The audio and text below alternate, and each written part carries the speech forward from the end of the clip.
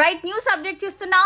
సంక్షేమమే కాదు అభివృద్ధే లక్ష్యంగా కూటమి ప్రభుత్వం పనిచేస్తుందని రాష్ట్ర రవాణా శాఖ మంత్రి మండిపల్లి రామ్ ప్రసాద్ రెడ్డి అన్నారు. ఇక జల్ జీవన్ మిషన్ పథకం ద్వారా అన్నమయ్య జిల్లా రాయచోటి నియోజకవర్గ పరిధిలోని 6 మండలాలకు 6.25 కోట్ల రూపాయల నిధులతో తాగునీరు అందించేందుకు త్వరలో టెండర్లకు పిలుపునిస్తామన్నారు. ఇక రాష్ట్రంలోని 175 నియోజకవర్గాలకు సీఎం చంద్రబాబు నాయుడు ఇస్తామన్న ఎస్ఈజెడ్ రాయచోటి నియోజకవర్గానికి కూడా ఇస్తామని సీఎం చెప్పారన్నారు. మరి ఇందులో భాగంగానే రాయచోటి మండలంలోని షిబ్యాల గ్రామానికి ఎంపిక చేసి 700 ఎకరాలలో ఇండస్ట్రియల్ పార్కును ఏర్పాటు చేయడం జరుగుతుందని, తద్వారా చదువుకున్న ప్రతి ఒక్కరికి ఉద్యోగ అవకాశాలు కల్పించే అవకాశం ఉంటుందని మంత్రి రామ్ ప్రసాద్ రెడ్డి తెలిపారు. ఇక వేసవిలో తాగునీటి సమస్య తలెత్తకుండా ప్రతి గ్రామంలో తాగునీటి బోర్లను ఏర్పాటు చేస్తున్నామని, అవసరమైతే ట్యాంకర్ల ద్వారా నీటిని సరఫరా చేసి ప్రజల దాహార్తిని తీరుస్తామన్నారు.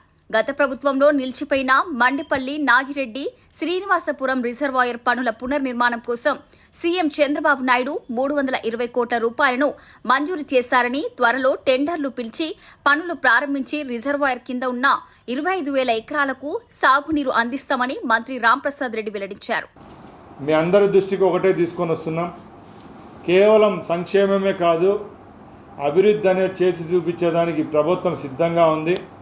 దానిలో భాగంగానే మన రాయచోటి ప్రాంతంలో కూడా రేపు రాబోయే కాలంలో 175 నియోజకవర్గాలకు ఏదైతే గౌరవ ముఖ్యమంత్రి చంద్రబాబు నాయుడు గారు ఎస్సీజెడ్ ఇస్తామని చెప్పారో, దానిలో భాగంగానే మన రాయచోటి మండలం రూరల్లో సిబ్బ్యాల గ్రామంలో 700 ఎకరాలను కూడా ప్రభుత్వం గుర్తించింది.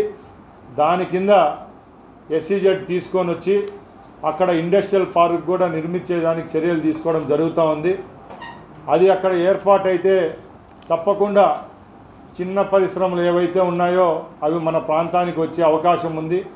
మన బిడ్డలకు కూడా బయట ఊర్లకు పోయి ఉద్యోగ అవకాశాలు కల్పించుకోకుండా ఇక్కడే వాళ్ళు చదివిన డిగ్రీలకైతేనేం, ఐటీఐలకైతేనేం, అలాగే స్కిల్ డెవలప్మెంట్ కోర్సులు ఏవైతే ఉన్నాయో వాళ్ళందరికీ కూడా ఇక్కడే జాబులు ఇప్పించుకునేదానికి కూడా చర్యలు తీసుకోవడం జరుగుతుందని తెలియజేసుకుంటున్నా. ముఖ్యంగా ఈ వేసవిని పురస్కరించుకొని చాలా గ్రామాల్లో నీటి సమస్య చాలా ఎక్కువగా ఉంది. ఎప్పటికప్పుడు అధికారులతో సమీక్షను జరుపుతూ ఉన్నాం. ముఖ్యంగా ఈ వేసవిని తట్టుకునేదానికి ప్రతి ఒక్క గ్రామంలో బోర్లు వేయించడం జరుగుతూనే ఉంది. భూగర్భ జలాలు అడుగంటి పోవడంతో ముఖ్యంగా ఏ పల్లెలకైతే నీళ్ళు ఇవ్వదలుచుకున్నామో వాళ్ళందరికీ ఫ్రీ ట్రాన్స్పోర్టేషన్ కింద ఏదైతే ఆర్డబ్ల్యూఎస్ ఉందో ఆర్డబ్ల్యూఎస్ డిపార్ట్మెంట్ ద్వారా వాళ్ళందరికీ కూడా నీరు వసతి కల్పించేదానికి చర్యలు తీసుకోవడం జరుగుతుందని తెలియజేసుకుంటున్నా.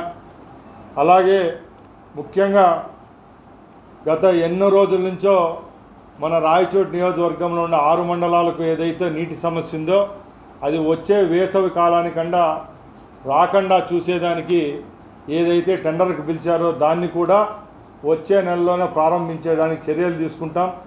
సుమారుగా 300 కోట్ల రూపాయలతో రాయచోటి నియోజకవర్గంలో ఉన్న 6 మండలాలకి వెలిగిళ్ళు నుంచి నీరుని అందించే విధంగా బృహత్తరమైన కార్యక్రమం ఏదైతే సెంట్రల్ గవర్నమెంట్ స్కీమ్ ఉందో జల్ జీవన్ మిషన్ కింద తీసుకొని రావడం, టెండర్లు కూడా పిలవడం జరిగింది. కాబట్టి తప్పకుండా రాయచోటి నియోజకవర్గ గ్రామసీమల్లో నివసించే ప్రజలకైతే ఒక మంచి శుభవార్త అది.